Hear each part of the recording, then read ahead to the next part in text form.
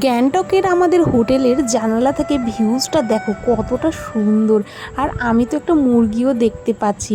আর এই গাছটার নাম আমি জানি না, তো যাই হোক ভিউজটা কিন্তু খুবই সুন্দর।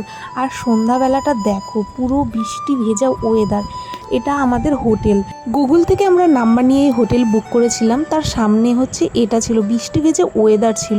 আর আমাদের রুমটাও কিন্তু বেশ ভালো ছিল। হোটেলের নামটা আমার ঠিক মনে নেই, তো যাই হোক হোটেলে রাতের বেলায় এসে কিন্তু খুব টায়ার্ড হয়ে গিয়েছিলাম। রাতের বেলায় এটা ছিল আমাদের ফার্স্ট দিন। আর রাতের বেলা কি কি মেনু দিয়েছিল সেটাই তোমাদেরকে দেখাচ্ছি। এই যে দেখো এগুলো সব খাবার দিয়েছিল।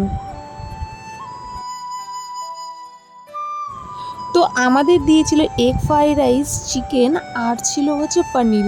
তো খাবারের কোয়ালিটি কিন্তু খুবই ভালো ছিল। আর সত্যি কথা বলতে হোটেলটা কিন্তু খুবই ভালো লেগেছিল আমার। একদম পরিষ্কার পরিচ্ছন্ন এবং খাবারের যে গুণগত মান সেটাও কিন্তু খুবই ভালো ছিল। তো চলো এবার একটু আমরা যাব গ্যাংটকের সবচেয়ে নামকরা জায়গাটিতে। গ্যাংটকে আসলেই সবাই যেখানে যায় সেটাই। তো সবাই নিশ্চয়ই আন্দাজ করতে পেরেছো যে কোন জায়গার কথা বলছি। হ্যাঁ, এমজি মার্কেট।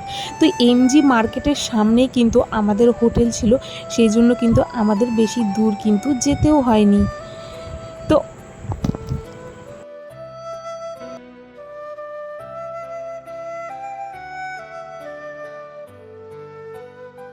আর যাই হোক এখানে কিন্তু খাবারের দাম বলো, জামা কাপড়ের দাম বলো, অনেকটাই কিন্তু বেশি ছিল। এরপর দেখো এই যে আই লাভ গ্যাংটক ছিল, এই জায়গাটি দেখো। তো ওয়েদার কিন্তু খুব একটা ভালো ছিল না। পাহাড়ে গেলে ওয়েদার যে খুব একটা ভালো হবে সেটাও না। তো বৃষ্টি পড়ছিল, সেই জন্য কিন্তু আমরা বেশিক্ষণ থাকতে পারিনি। আর যেটুক সময় আমি ছিলাম সেইটুকুই কিন্তু তোমাদের সামনে ভিডিওটা আমি কিন্তু তুলে ধরেছিলাম। এর আগে যারা গ্যাংটকে এসেছে কম বেশি, তো আমার বান্ধবীরা বলেছিল যে গ্যাংটকে গেলে লালবাজার মার্কেটের কথা বলেছিল। তো এটা কিন্তু তার পাশেই ছিল, আর সেখানেই কিন্তু আমরা যাচ্ছি।